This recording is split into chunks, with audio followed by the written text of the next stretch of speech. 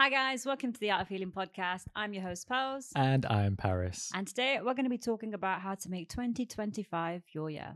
Let's do it. You got this.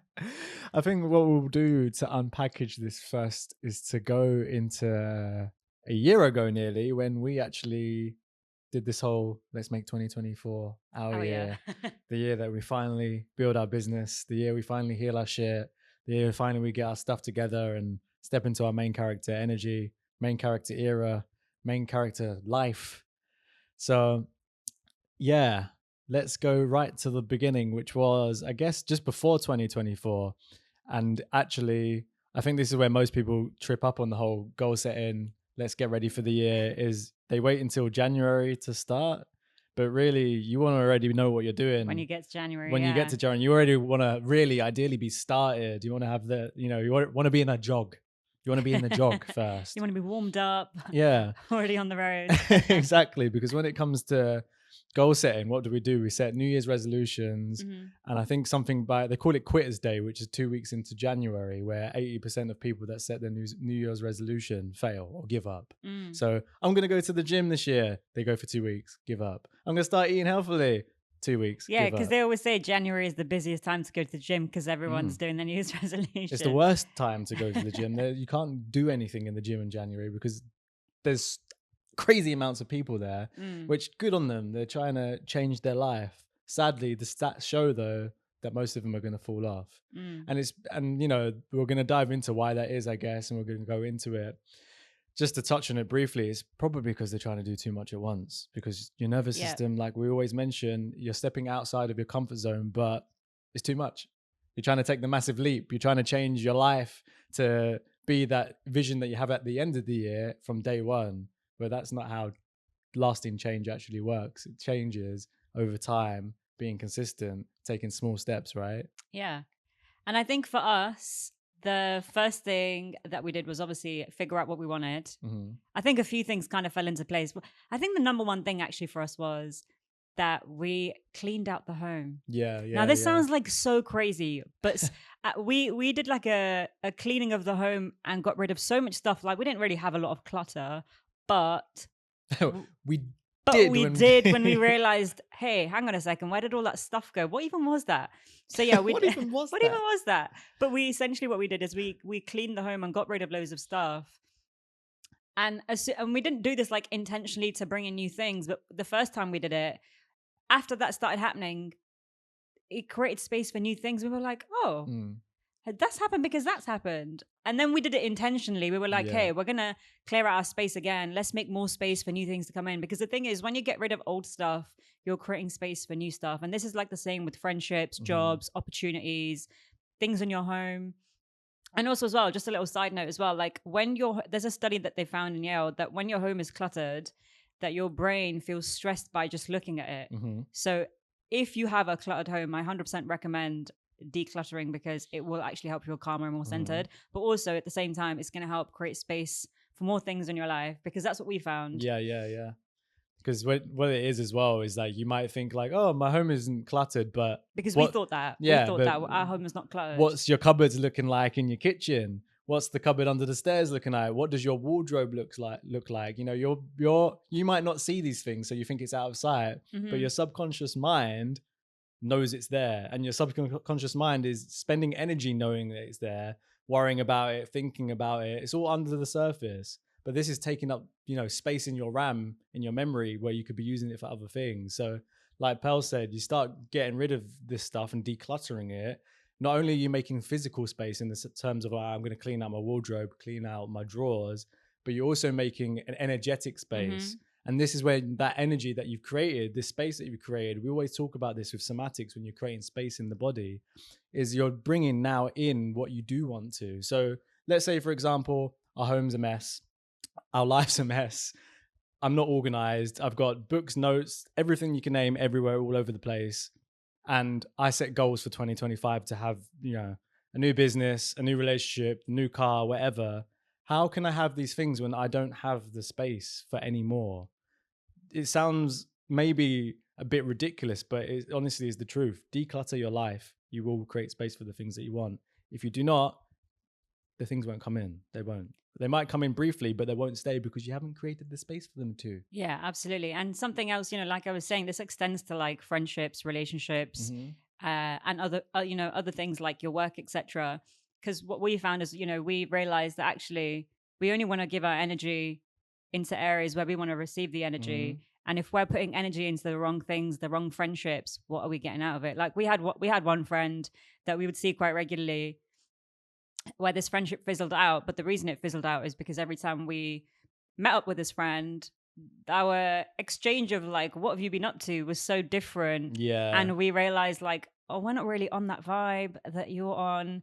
So like the energy exchange was like, yeah, it was like enjoyable to hang out with this friend and whatnot. But we realized over time, like, actually, we don't really want to be spending our time watering this plant, let's say, because the exchange is not really on the vibe that we want to be on. There wasn't much of an exchange, I think was the problem. Yeah, and so that's probably the better way to put it, I think. And so over time, what happened, that friendship fizzled out, and we realized like, yeah, we didn't need to be putting our time and energy into that. But what happened on the back of that is when these friendships and whatnot fizzled out, it created new opportunities for us to meet new people. And we ended up doing a retreat in Barcelona out of this, and loads of things. Yeah, and loads of things like this started to happen to us when we started to give the energy in the places that we wanted to receive it, and stop pouring into things that we didn't actually want to. So we decluttered in lots of ways. Every way. So yeah, definitely recommend just looking at your life as a whole, really, and kind of go over everywhere where you think you might have clutter, let's put it. And what can you declutter? That means where can you start creating more space for yourself in terms of time, more room and storage space in your home, more mental space in your mind, more space in your body, emotions, all these things. Just start going through them. Where can I start to declutter? And then go from there. That's step one. That's step one. And I think something else that we did that was a compounding benefit, I'd say, over time. It wasn't, we knew it would be good for us, but we hadn't ever experienced it before because we had never implemented this properly. And we covered it in last week's podcast, but it's actually to rest. Yes. We didn't realize how powerful this was and how detrimental it was to not actually be resting until we actually started saying, hey, yo, we need to take this properly and start resting. Yeah. Because what we did is we actually sat down and realized like, hey, we're coming to the end of this year now. We're knackered. We're super tired. And actually, we've been working too hard. Although we've got quite a bit done, it doesn't feel good. It's not felt good. Yeah, I don't think we ever felt good about what we were doing. And not because of what we were doing, just because of how draining it was and how much energy we were putting into it. And like every day we were empty, waking up empty, going to bed empty. Yeah. And like, yeah, cool. Some days you are going to go to bed exhausted and wake up still being tired. That's just life. But when it's that way consistently, you're burning the candle at both ends. You know what I mean? So this is still an ongoing process, and this is still something that we're improving and reanalyzing, recalibrating, all of that jazz. And I think maybe like 6 months ago, was it, we kind of had a meeting, didn't we? And we said like, hey, this rest thing that we're doing great, but actually we're not taking it as seriously as we said we would at the start of the year. Because work was still creeping up in places where we shouldn't have allowed it to, but we did. And then obviously we were feeling the back end of it, being like, oh, actually I'm starting to feel that way again. Yeah. Because I'm burning out too much. Yeah. And it even went to as far as me saying to you one of the days, like, hey, we don't actually spend a whole day together not working. Do you remember? Yes. So we realized like we'd made space to go see our families and our friends and things like that in our off time. But as a partnership, as a duo, we did not spend a full day together. We didn't spend a full day of not doing work. So now what did we do? Well, Sunday is now our day off completely. We don't do any work whatsoever, and we spend that day together no matter what. And this was just small adjustments along the way that we did to kind of have more rest. Yeah. And also because we found that like doing it on a Sunday, having a day off on a Sunday was actually really re-energizing for us because we had nothing planned that day. Whereas before there was always something planned on a Sunday. There was always something to do. So we were getting into bed and then waking up the next day a little bit tired. But that first Sunday that we had where we didn't do anything, the next day we were like, oh my God. This is what we've been missing out on. This is phenomenal. So if anything from what we're saying, 100% try and figure out a good rest and relaxation regimen that you can follow on a daily, weekly, monthly basis. But start with just weekly, have one day to yourself, whatever that looks like. That means don't work, Don't be doing any projects. If you are going to be doing anything, it's rest, relaxation, creativity, connection, eat. Yes. Anything else? No, I think that's good. And also I would say, you know, say for example, if you're someone who has a lot of commitments on the weekend and you can't have time on the weekend for whatever reason, and you also work full time throughout the week, what I would recommend is at least one day a month, take a day off and romanticize that day and rest and have a beautiful day in the best possible way, because your soul and body need it. So find time, because I've been in that situation where you have so much stuff going on. I think there was maybe a 4 or 5, I can't remember how many years it was. I did not take any time off at all whatsoever. I didn't work in a job where you got like the 30 days allowance. I was self-employed for a very long time. So I didn't get time off from my job, for example. But I realized a few years later, I was like, oh my gosh, I've had no breaks.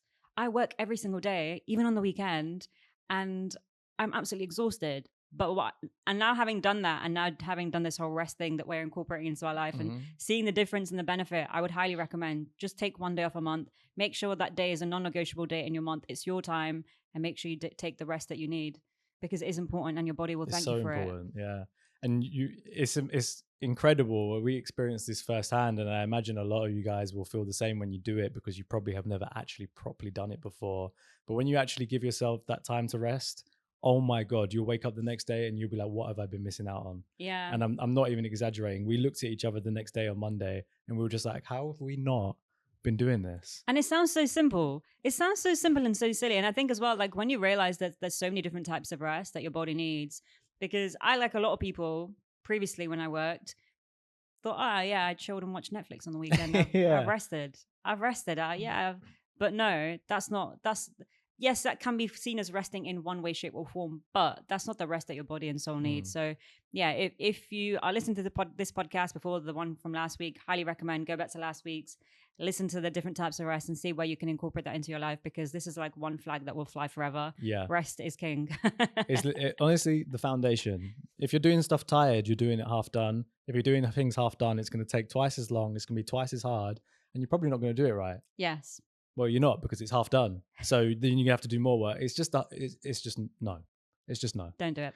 and this is the thing, you know, you're probably hearing us and you're thinking, yeah, but it's always been this way. You know, this is just how it goes. Like, how there's no other way to do it but this way.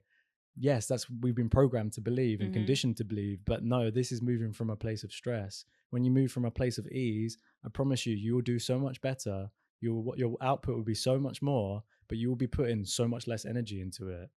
It doesn't make sense, I know, but it's the truth. You can either do things by forcing it, which requires double the amount, or you can do it with ease, which requires half the amount. The choice is yours. You get to the same place. One's very hard, one's a lot easier. One leads to burnout, one leads to joy and fulfillment. It's that simple. And then the other thing on top of that, so we've got rest, we've got clearing out things that we don't need in all areas of our life. And then the other thing that we did that was really helpful, it was kind of like two things. One was vision boarding. And it was funny because I think the year before we made a vision board, didn't we? And we were like, oh my gosh, we hit so many things on our vision board. So we made a vision board in 2022. For 2023. Oh, okay, yeah. So for 2023, we had a vision board, and we didn't realize until we were planning for 2024 how well we'd done in terms of achieving the things that were on our vision board, until we reviewed it at the end of the year, because we never thought to review it throughout the year. We just kind of were like, we've got this vision board, we'll look at it every day and it'll be cool. And then at the end they were like, oh my gosh, we've hit so many of these things and we didn't even realize. So 100% say vision boarding, because same thing again, when you're constantly exposed to it and it's something that you want, your brain will figure out a way for you to achieve it or for you to get it. And it's constant reminder as well, without someone having to say to you, hey, did you not want to do that thing? Because sometimes, you know, especially if you're dysregulated, the last thing you want is someone reminding you to do something constantly. But if you physically see a reminder of it, then like you're kind of telling yourself, and you can't be mad at yourself for it. It's true. So yeah, vision boarding was one of the things that we did that really, really helped. And it's funny because obviously you realize at the end of the year, oh my gosh, I've hit so many of these things. So I guess we get to look at that this year and see what we've hit. Yeah. But we probably hit quite a bit of it. I'd imagine so. And then the other thing that we did was actually plan the year.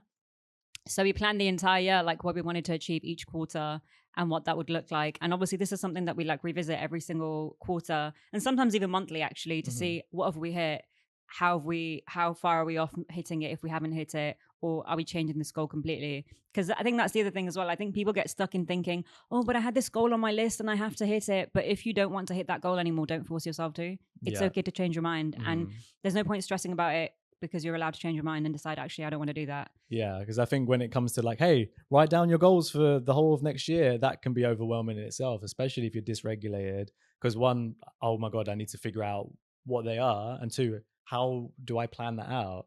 Because it's like this whole overwhelming thing. So the first one, like you said, is like, it's going to change. It 100% will Ours change. changed so much. Yeah, and that's okay as well, because as you're developing, as you're learning, as you're experiencing, you will learn things that will make you change direction. It's actually important that you do these things rather than rigidly sticking to your plan, rigidly sticking to like how the year should go, because you're actually closing yourself off to the unknown.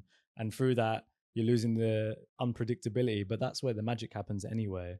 So the best way to do it, or the easiest way that we found, is to reverse engineer it. Save 2025. This is the end of year goal. Okay, what's the quarterly goals? That's breaking it down into 4. So each quarter, what can I do in those quarters to get to the end goal? And then you break down the quarters into months. From there, you go weekly, and then what daily actions can I take? That way you're setting, think of it as like little steps or milestones along the way, rather than having this like, oh, I want to be an astronaut next year. Yeah. Like, okay, but how do I become an astronaut? Well, let's reverse engineer it. Go to step 1 daily. What do I need to do? I need to study, I guess, and train to become one. So I would go to university to study to be an astronaut. But going, oh, I need to, it's like, makes it easier, you know? Yeah. And also as well, like with the goals, it's okay to say, for example, if your goal is, oh, I want to go to the gym 5 times a week, every week for the foreseeable future. Forever. Don't start at 5 days a week in January, because if you've been doing 0 days a week, doing 5 days a week is going to be really, really difficult. So what I would recommend is maybe start with like 2 days a week, and then 3 days a week, and then 4 days a week, and then 5 days a week, and build into it. And that's the same with all goals. Like if you're gonna, because I think this is where people run out of steam. Yeah. When it comes to New Year's resolution, they don't say, for example, if your goal was to go 5 times a week and you've gone 4 times a week, and then the next week you're like feeling tired and you feel crap because you only went 4 times a week, but then you end up only going 3 times a week, and then it becomes a habit that you only go 3 times a week, and then slowly that reduces and reduces and reduces, and then in the end you think, actually I can't be bothered, I've not gone 5 times a week, so there's no point going, I can't hit this goal. But really the fact that you're going 3 times a week is still really good, because you were going 0 times a week before. And 3 times a week is quite normal, by the way. Yeah. And healthy. Whoever tells you need to go to the gym 5 times a week is a liar. You don't. You can, you don't. Especially if you've not been before. And it's like, okay, January rolls around, I want to go to the gym 5 times a week. The first week you probably are going to go every day because you're feeling really motivated. The second week you're going to be knackered. You will be knackered. If you went to the gym and did it properly, I guarantee after 5 days of going the first week and never being before, you're going to be tired. So you push through it, you do 4 that week. Then you're feeling really down, looking back at the week before. Why didn't I do 5? Is there something wrong with me? Oh, I can't believe it. I didn't show up for myself. Then it's 3. And then it just goes from there. You just give up. But you think it's because you're not motivated or disciplined, when actual fact is because you bit off too much. You try to do it all at once. And it's too much for your nervous system to handle as well. Like you have to remember, especially when you're doing something new, it takes a process and a while for your brain to create new neural pathways. So it's okay if you're only going 2 a week or 3 times a week, but you'll build into it. And as you're building into it, you're going to get used to this new thing that you're doing, and you're expanding your nervous system each time. And as you're expanding your nervous system, it'll get easier and easier for you to commit to that. Yeah. Like just keeping on the gym analogy, if we're going for, I don't know, 5 times a week for a month, and then I give up after a month, as opposed to going twice a week for 6 months, what's better? Yeah. Clearly the twice a week for 6 months, right? Because at least you're doing something, you can fit it into your lifestyle, it's not overwhelming you, and you can stay consistent with it. That's the key word. Yeah. It's consistency. You don't want to do too much and burn yourself out. You want to build yourself into it. Build the capacity in your nervous system to be able to handle what it is you're doing, and normalize it into your life so that you start using less energy. Think about, I don't know, brushing your teeth. Do you think about it in the morning? No, but there was a time where your parents probably forced you to do it because you didn't want to do it. But now it's become so normalized in your nervous system and your subconscious mind, you don't use any energy thinking about it. You don't wake up in the morning and go, oh, I need to brush my teeth. All right, sometimes we forget and you do have that reminder, but most of the time it's automatic. This is the same thing when it comes to any habit or thing that you're trying to bring into your life. Start small, be consistent with it, normalize it in your nervous system. When you get to that point of normalization, it becomes easy because you're not using as much energy as, I have to go do this thing. I need to go do this thing.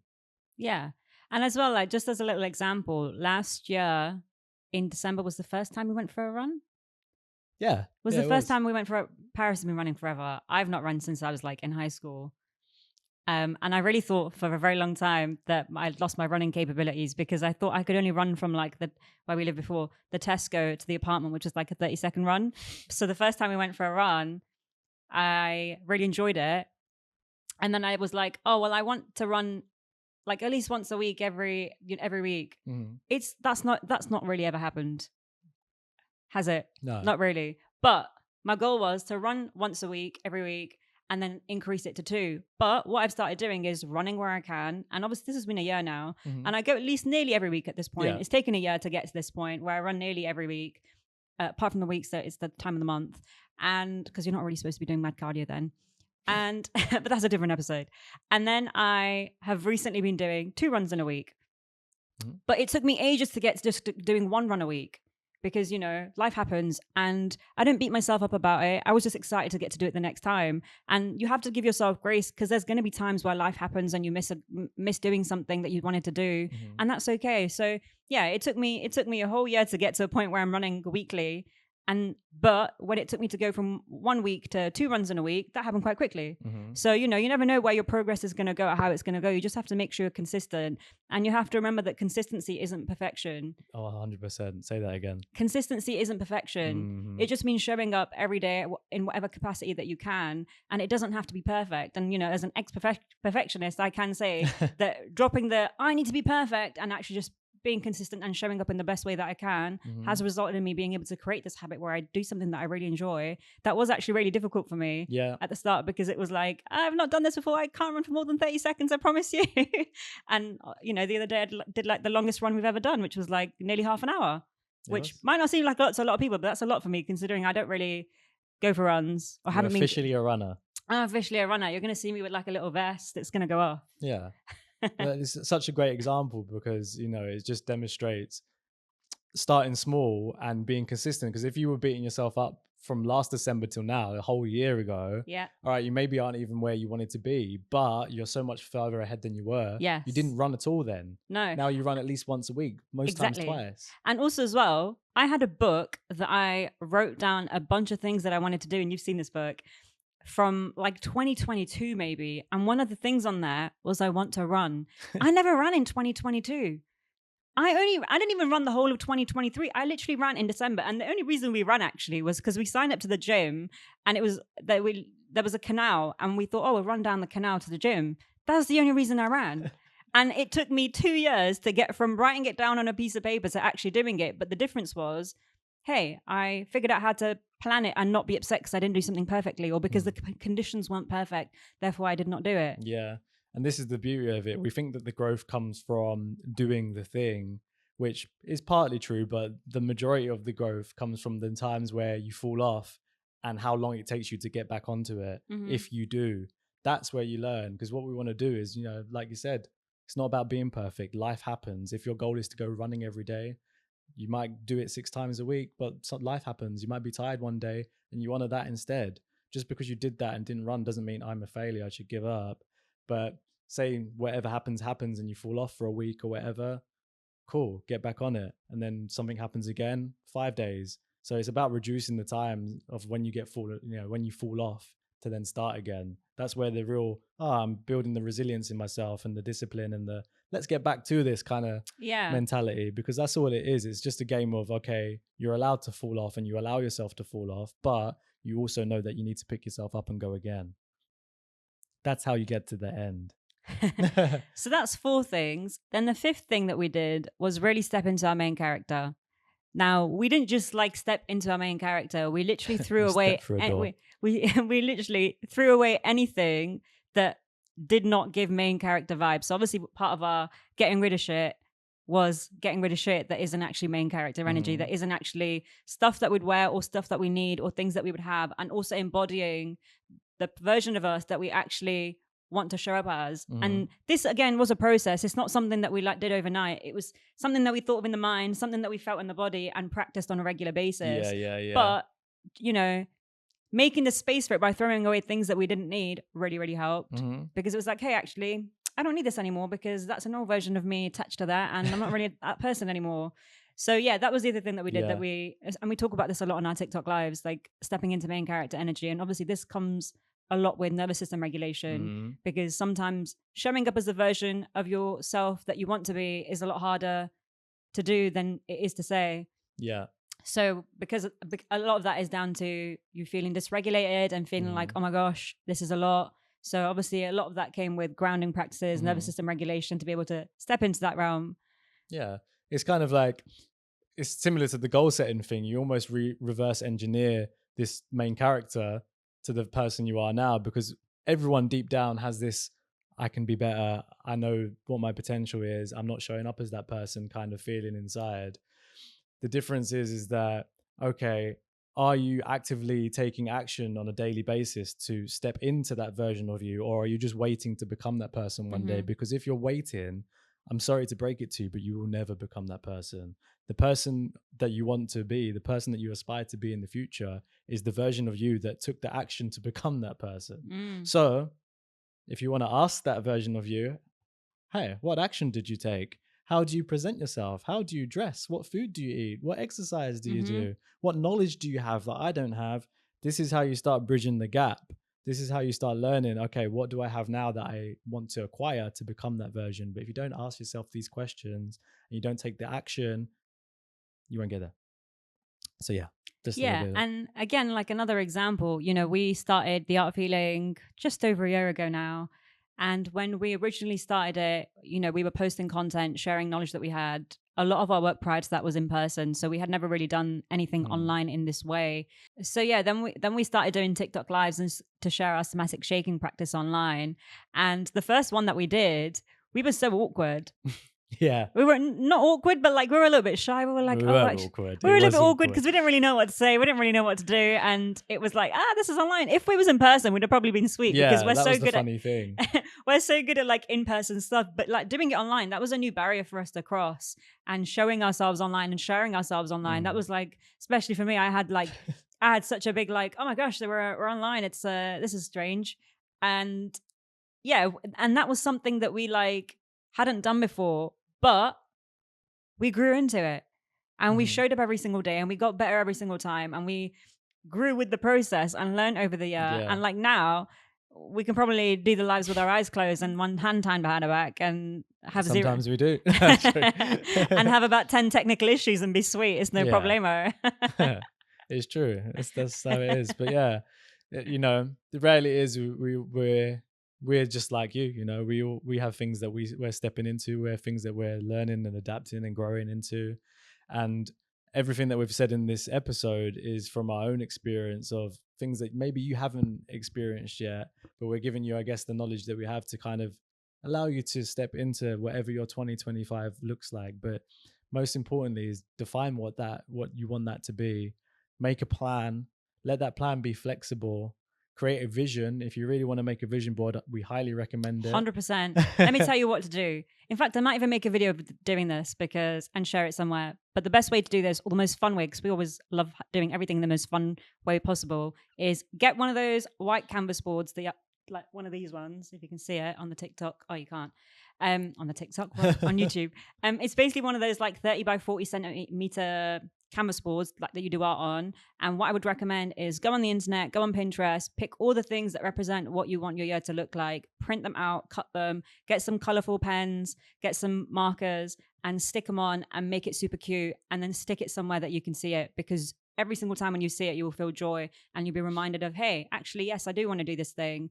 And you won't lose sight of your goals, even if you don't feel motivated, because you'll remember them every time you see them. And pro tip, put pictures of things that you have already achieved on the vision board, because the brain cannot tell the difference, and it will start associating the things that you already have with the things that you want. Therefore, what will happen? There's your little tip on that one. Because the brain thinks in symbols and images. So of course, when we create pictures, this is how vision boards work. It understands better of, this is what my dream house looks like, as opposed to writing down in words, this is what my dream house looks like. Yeah. When you can envision it in the mind, you start bringing it into your reality. Do the vision board. it works. And also as well, you know, like that saying where they say aim for the stars and reach the moon, or reach for the moon and aim for the stars, or something. You know which one I'm on about. What's the saying? Shoot for the stars, and if you miss, you'll land on the moon. Yes, that one. I mean, that's Kanye West, but it's a yeah, that saying basically. That's the worst that will happen if you try to reach your goals. You know, even if you don't hit the goals that you want to hit, you'll get very close to. Kind of like what I was saying with the running. I've not managed to do it every single week since the beginning of the year, but towards the end of the year, I've kind of got there. And also, you know, for example, like we had a goal on our vision board where we wanted to reach like 200K on TikTok because we wanted to share our work with 200,000 people. We've got to nearly 100,000 people. That's really good. We're really happy with that. That means we've been able to help loads of people and share lots of our knowledge with people. But that means, okay, we didn't hit that goal, but we got pretty close. We'll take it. That's pretty good. You know? We'll definitely take that. So that's the thing, isn't it? So, you know, sometimes you won't hit the goal that you put down, but when you realize how far you've came, that's a goal in itself. Yeah, absolutely. And especially when you have these goals, like we mentioned before, if you break them down into steps, somewhere along the big goal that you have, you've hit a milestone at least, which of course 100,000 for us was a milestone. 200,000 was the end result. So we've still hit a goal. Yeah. Just not the end one, but like Pearl said, more than happy with 100,000 people we've helped. That's amazing. Yeah. And it's the same for you guys as well. Set your goals, let them be flexible, figure out the milestones and celebrate it along the way. Honestly, celebrate every single one along the way. Yes, actually, that is something that we do. Celebrate every single little thing that you win, that you do well, because it is good to celebrate. I think we always wait for like the big moments or the big things, but actually, like Paris and I have a little happy dance we do every time we achieve something, even if, no matter how big or small. We have this like rule: doesn't matter how big the win is, we're always celebrating it, and we do. And you know, Get Baked is probably really happy about that because it means that we normally end up ordering a dessert from there. True. After we do our little dance. Done a small menial job. Let's get some dessert. Let's get it.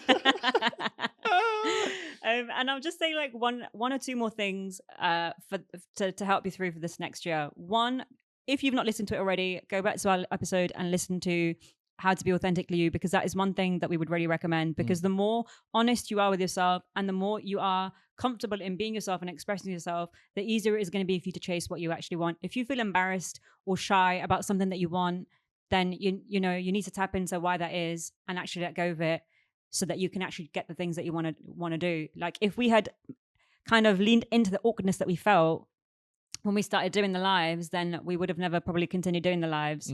True. And you know, you have to kind of get past that and be like, actually, I'm okay showing up online. I'm okay showing up in the world, and nobody can stop me. I don't care.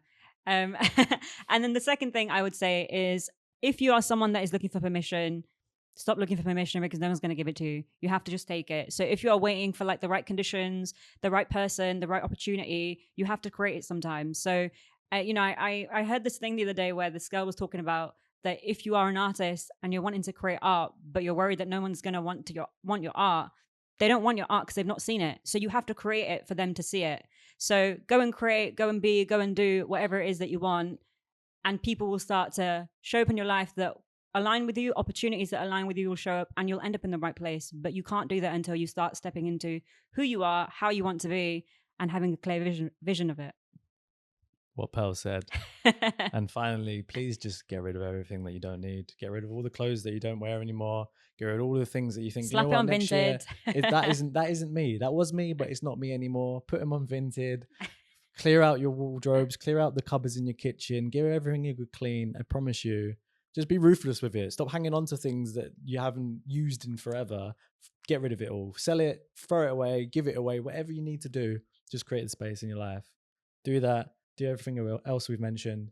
We will see you next year when you tell us, hey, all those things that I did changed my life. Thank you. And we'll say, no, thank you, because you're the one that took the action. Amazing. Ta for now.